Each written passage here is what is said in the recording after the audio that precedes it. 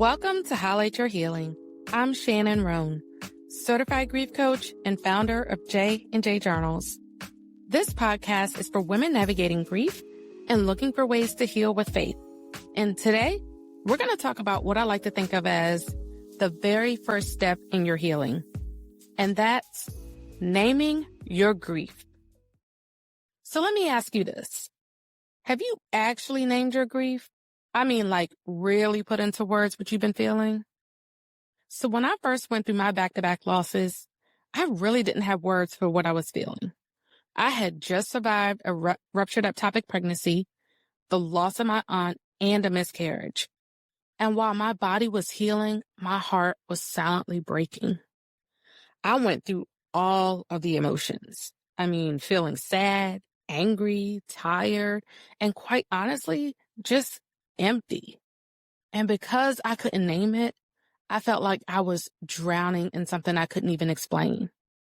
And for weeks, maybe even months, I avoided it.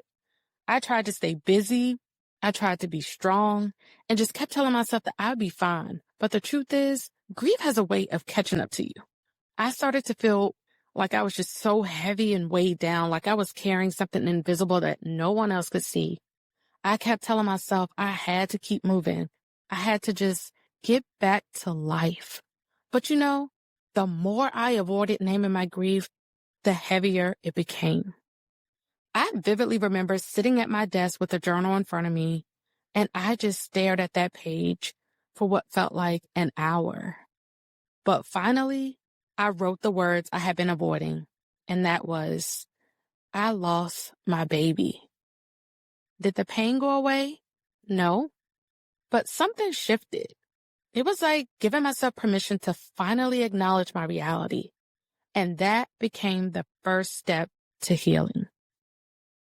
And here's where I think naming your grief is so powerful. First, it validates your loss. By you saying those words, I'm grieving, it actually acknowledges that what you went through matters. It also removes the shame that can often come with grief or the need to compare your grief. I remember I will often get this thought in my mind that I should be over this by now, or that other people had it worse than I did. So how dare I be sad or grieve when somebody else's situation was much more worse than mine? And it opens up the door for healing. So once you name it, you're no longer fighting this alone. You're really acknowledging that it hurt, and you're welcoming God to meet you right where you are. And I can tell you from experience, He literally meets you right where you are. See, there are many times I would always come back to the scripture in Songs 34 and 18, and it says, and the Lord is close to the brokenhearted and saves those who are crushed in spirit. See, that verse tells me that God doesn't wait for me to get it together before He shows up. He draws close where I'm broken. So when I named my grief, I wasn't just speaking words. I was making room for Him to sit with me in it. See, maybe you've lost a loved one, maybe a parent, a marriage, a pregnancy, a child, your job, even your health or your identity. It matters that you name it. Because when you don't name your grief, you bury it alive. It doesn't just disappear. It just finds new ways to show up. It can show up in your body, in your relationships, even in your emotions. Naming your grief is not about weakness. It's honesty. It's saying this happened to me, this hurt me, and this changed me. So I want to pause real quick and ask you this. Have you named your grief? Now I want you to stop and think about it for a moment. Is there a loss that you've carried quietly without ever speaking it out loud? Maybe you've whispered it in your heart, but never given it voice. So if you're driving or sitting at home right now, I want you to try this. Just whisper it. I want you to name your grief. It doesn't have to be loud. It doesn't have to be perfect. Just naming it, even in a whisper, matters. And if you're wondering how you can do this for yourself, here's 4 ways that you can start naming your grief. First, you're going to say it out loud. See, sometimes the hardest step is simply speaking the words. I lost my husband.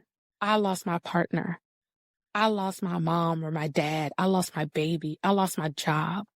Saying it doesn't make it more real, but it makes it just a little bit lighter.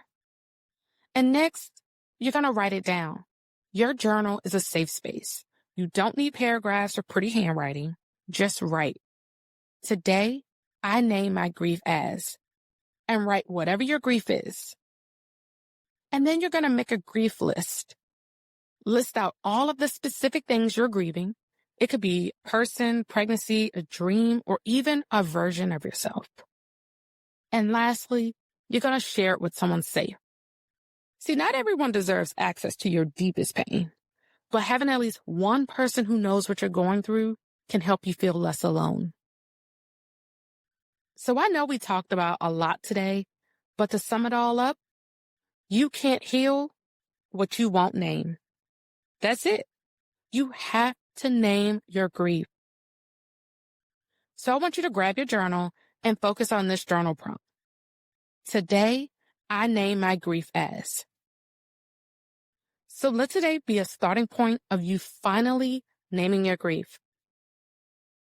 Thank you for listening to Highlight Your Healing. I'm Shannon Roane, and I hope today's conversation gave you the encouragement you need for your healing journey. If this episode spoke to you, make sure to follow the show and leave a review. Your words can help another woman find this podcast and the hope she's been praying for. And remember, grief doesn't get the final say. God does. So grab your journal and keep highlighting your healing.